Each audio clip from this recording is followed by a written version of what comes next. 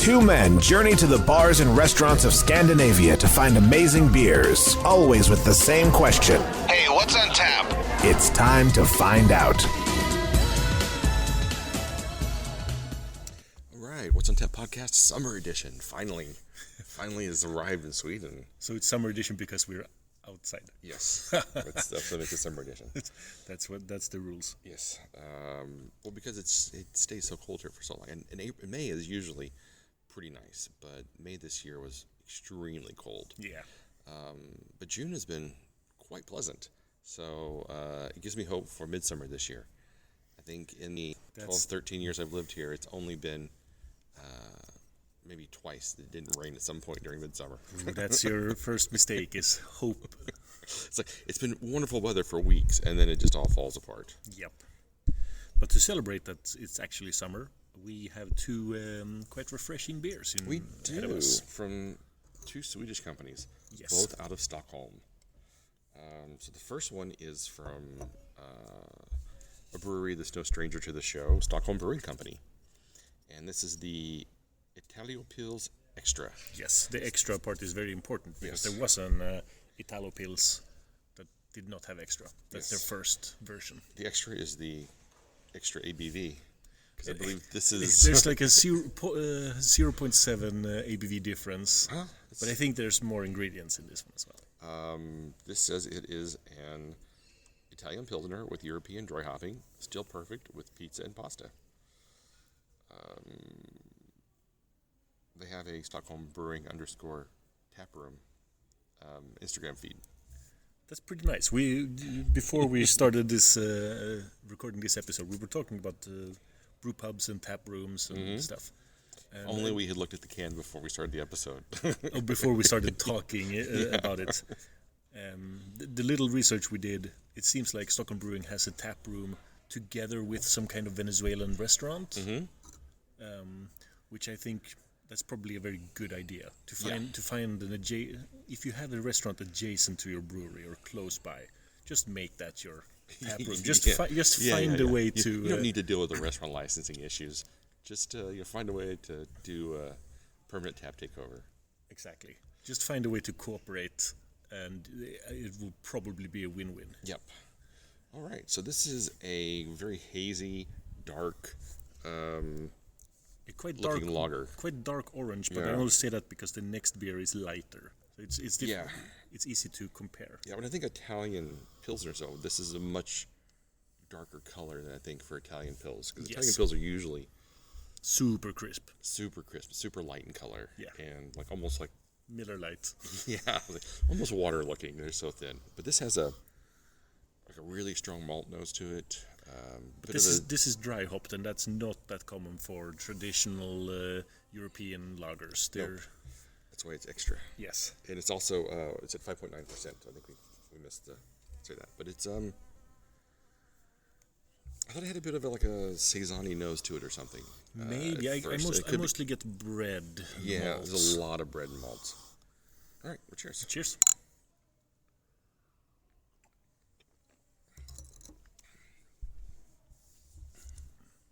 There's a bit of a funkiness to it. Now I get what you mean by saison-like character. Yeah. It's very, very far from a saison, but it's... I wouldn't call it a saison, but there's a bit of a funkiness to it that I wouldn't have expected from this. I would have expected that side taste more from an ale than from a lager. But it's not bad. I kind of like the... I'm kind of curious what the dry hopping was, because it doesn't say. It just says corn malt and ecological ingredients, 97%. The other 3% though is just pure poison. It's pleasant. It's got a nice kind of malty front to it, and then slightly bitter aftertaste, like you would expect from a pilsner. The internet just says that this one has more sapphire hops than the regular Italopils. Okay, so it's a pumped up version, but still perfect with your favorite Italian food. Of course, that's why they made it. They were going to Pilsner. They were just going for pilsner that goes well with Italian food. That's not of an aim. Mm-mm. Also pretty low because every pilsner goes with Italian food. Yeah. So even though we're outside, we sat in the shade. I think right now we don't have any sun to move towards. But I think this one should have been drank in the sun, not just outside.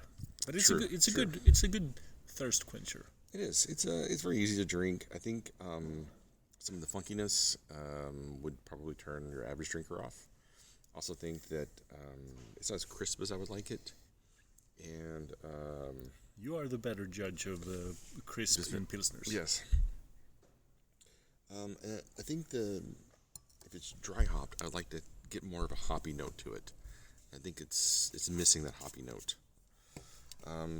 But overall, I like it. I think I'm going to give it a 3.25. Then I'll give it a 3.5. Oh, you liked it more. No, it has more to do with I'm more willing to look past the boundaries of the pilsner style.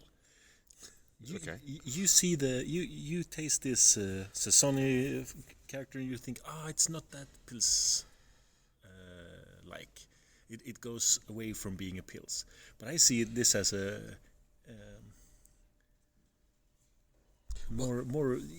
I guess I was expecting more of a hoppy note to it, since it was dry hopped, and I'm not quite getting that. It doesn't have a hop characteristic to it. So therefore, it makes me think that there's going to be something else going on here. Yeah, I totally get what you mean. What I think I mean is, if I were to blind taste this, I think I would give it a 3.5 because I wouldn't know that it's supposed to be dropped. Okay. So just based on the flavor, I think I'll stick to my 3.5. Okay. Well, next up we have. You can do that. You're better with German than I am. So it's a Swedish brewery, Omnipollo, Omnipollo, however you want to pronounce it, who are collaborating with German brewery Camba, Bavaria, and the beer is Der Schwedische Lehrling, the Swedish apprentice. Yes. So it's a Bavarian lager. There are a lot of different notes on the. So I think the malt is from Varbru Mill. So Varbru Mill. I guess they made the malt. So it seems to be brewed in Germany, which is funny because I brought it to you so that we could talk about Omnipollo's Stockholm expansion or Stockholm establishment. Yeah. So like a lot of contract brewers, they seem to be establishing themselves with their own brewery. Sorry, I choked on the last beer. It's like Tuol now does Tuol City, and they're just cranking out tons of really. Stephanie's dying. Yeah, so Tuol is a good example of a contract brewer who has established their own brewery, and now Omnipollo has done the same thing. Exactly. They bought an old church and refurbished it to become a brewery, and soon a tap room. As far as I know, that they are opening up for tap room. Do you know where the church is in relation to central Stockholm? I do not. It is nowhere close. But I mean, you can still have a tap room. Yeah. You can still have a tap room. It just becomes a destination spot outside of the city. Yes. But the tap room thing, as we are recording this, it's not open, and I think it's only a rumor that I've heard. Right, because they have the beer garden in the middle of town. Yes. Which is quite nice. And they have their Omnipollo's hut. Yeah, which is also in the middle of town. Exactly. Which are both quite nice. The only problem I have is they're expensive. Yeah, they are. They import a lot of stuff, and it's like, oof. It's 27 liter pour, and it's like 150 crowns. Damn. That's like $15 US. Yeah. But a nice side effect of their establishment in Stockholm and actually having a physical brewery in Sweden is that they can they can go around certain Systembolaget rules. So we were talking about this earlier, me and Stefan, and if I distill our different our knowledge, so the Systembolaget, they have their regular assortment, but in that assortment, any brewery from around the world or importer or whatever, they can apply. They can Systembolaget will say, we want an IPA 5%, and different breweries will send in okay, we can do this beer for this cost. Does that fit your requirements? And one of them will win, and that's how Omnipollo they've had Leon, that was renamed Levon. They've had their yes, I almost said the anagram, but it's Nopecan. But those have been counted as Belgian beers, brewed in Belgium, fitting either just Imperial Stout or, in the case of Leon, Belgian Ale. They've taken another Belgian Ale off the shelves. They've replaced something else with Belgian Ale. Okay. And then they've had limited releases. That's the same thing. Anyone can apply. Just small. Nerd Brewing has been there. And that's all of Sweden. That's where you get a lot of those Lasse beers. I think the last time I was at Systembolaget, there were 4 different Omnipollo Lasse, Mango Lasse beers. Yes, those are limited releases, and they're available. You can order them throughout Sweden. And then we have the TSLS, the temporary assortment and local assortment. Yes. So limited release and temporary assortment are 2 different things. But it's the local assortment, where any Malmö brewery can get their beers into the 3 closest Systembolaget locations without going through the submitting process. They just send the beer. They just register beers and send them there, and they're sold. And if they don't sell well enough or they are defective, then they lose that spot for that beer. But they can still send their other beers, and that's what Omnipollo have started doing now. Okay. Many of those can be ordered all across Sweden, and some are locally restricted. I think it's up to the brewer. I think it is for the brewer how much of their profit they want to forego. There's quite a lot of Setapaya beers and some of the other stuff that's out of Gothenburg is very limited to that area. I know. It's been very frustrating sometimes. But what's also nice is that you're starting to see more collaborations in Sweden with Omnipollo as well. I saw that he was in Brewski the other day, doing some stuff, and I think I've seen some other collaborations with the head brewer owner out and about in Sweden. So hopefully we'll see more interesting things coming out of the brewery.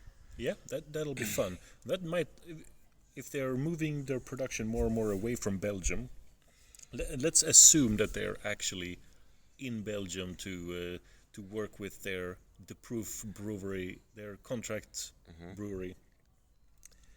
Then a lot of that time and effort will now be spent in Sweden instead, because that's where their physical brewery is now.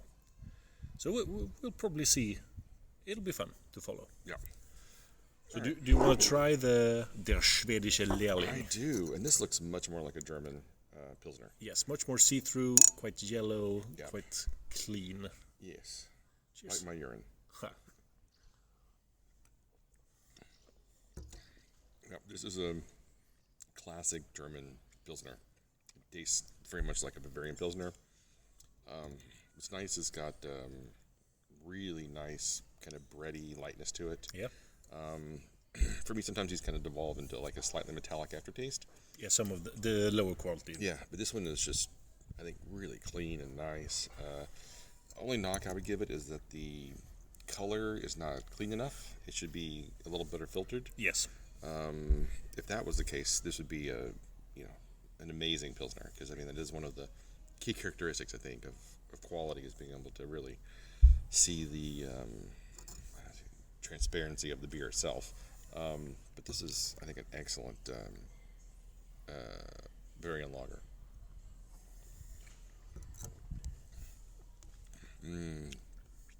I could drink a lot of this. We could have this one in a stein or a big jug. Yeah, because it's only 5.2%.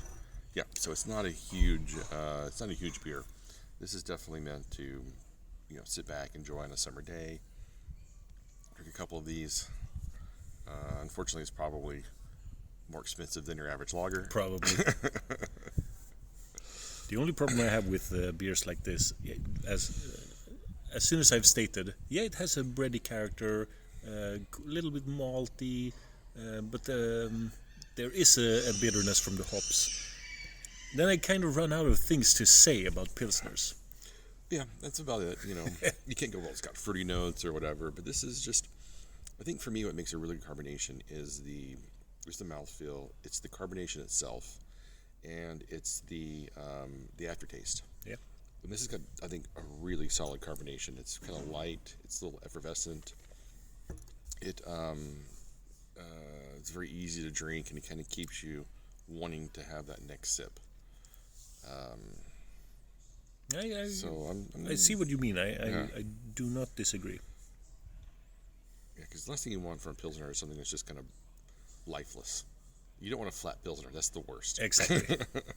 You want something with character and something that is obviously playful on the tongue. And I think this beer really, really captures that. So I think I'm going to give this a 4.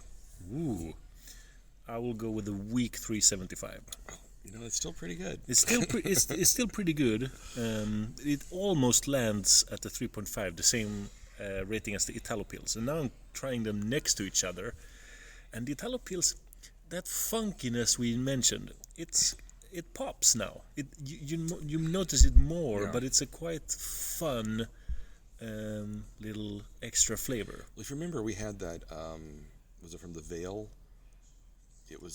We've had a number of. It was a Pilsner that we had from the Vale that had it was basically tastes like a saison beer. Yeah, now I remember because it tasted absolutely nothing like a Pilsner. Yeah, a Pilsner in name only. Yeah. It was really good though, but it did not taste like a Pilsner. But it was so good. But okay, so for that particular beer, when you make a sour beer that's obviously super breaded and gone completely crazy, the only reason to call that a Pilsner is to top the charts on like Untapped and other rating sites, where beer nerds will give the sour crazy Pilsner from a hyped brewery. They will give that a higher rating, and they will become the best Pilsner in the world, which is very far from any subjective truth. Tool was doing some playful Pilsners a few years ago. They had My Pils and then My Sour Pils, but My Sour Pils wasn't marketed as a Pilsner. It was marketed as a sour beer. Oh, that was marketed as a Pilsner. No, I don't remember. I don't remember. It's been like 3 years at least. Yeah. I have a small memory that My Sour Pils was a other sour beer. At least at Systembolaget, where it was very readily available. And then it becomes then it's fine. I mean, you can make any style sour as long as you call it a sour beer, but don't call it especially the affected stouts. But that's the thing. I don't like when a sour stout is called an imperial stout because it's false advertisement, and it usually makes me decrease the sour stout because of expectations. Well, yeah, especially if you're not. I mean, that's quite often I've knocked a lot of beers, especially on this show when we've tried them, and I'm kind of like, well, this is over-promising and under-delivering, or it's not a bad. It's a great beer, but it's not what's marked on the can. I think that's really, really important. Sometimes it's not as important to maybe go into all the details of what you brewed, but what did you deliver? Yeah. Like if you say, oh, this is a coconut chocolate marshmallow beer, and you don't taste like any of the coconut, maybe you just leave that part out. Yeah. Exactly. And I think a lot of brewers actually do change the intention of the beer halfway through the brewing process. Let's make an IPA, and then halfway through you go, oops, that has been really breaded. Now it's a sour IPA. Yep. And it always was meant to be. Hey, you know what? And if I wouldn't know the difference. Exactly. Doesn't matter. And if your pastry stout, it might technically have coconut in it, but if you can't taste it, just remove it from the label. Right. It is now just a cocoa vanilla stout. Exactly. And that's fine. There are many such beers on the market. Exactly. Yeah, we just don't want to be fooled. Right. And we are not fooled by der Schwedische Lehrling. It delivers exactly what it says it delivers. I think it's excellent. I would gladly drink more of this. Yeah. I kind of remember Camba, Bavaria. I think I've had a lot of beers from them like 2 years ago and further back in time. Because I think they used to flood at least German web shops, and when you ordered from those web shops, you always need to fill out the box. So I think I have a memory of buying their beers, but then They just disappear. They're probably still there. Well, I mean, But I think they drowned in the wide range of beers available to us now. All right, let's wrap this up. Do we have to? We do. Our listeners want more. Yeah, I'm sure they do. They'll have to wait another week. Oh. You can find us at what'sontappodcast.com, Instagram, Facebook, YouTube, Spotify, iTunes. Personal FaceTime with Stefan. I would love that. That would be so much fun. Not so much for the person calling in, but for me. Yeah. That's all that really matters. Yes. So until next time. Keep drinking it.